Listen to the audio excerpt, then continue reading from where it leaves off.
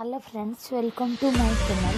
आज हम बनाएंगे फ्रेंड्स, गांव में जैसे बनाते हैं विलेज में, जो पंपकिन फ्लावर का बोरा यानी पकौड़ा, उसी को हम आज बनाएंगे। न्यू रेसिपी, चलिए फ्रेंड्स देखते हैं। और फ्रेंड्स, आपको मेरा रेसिपी पसंद आए तो आप सब्सक्राइब करना ना भूलें। आपका ध्यान। फ्रेंड्स, ये देखिए, ये जो पंपकिन का फ्लावर है, ये पंपकिन फ्लावर को हम अच्छे से वॉश करके रखे हैं। ये देखिए,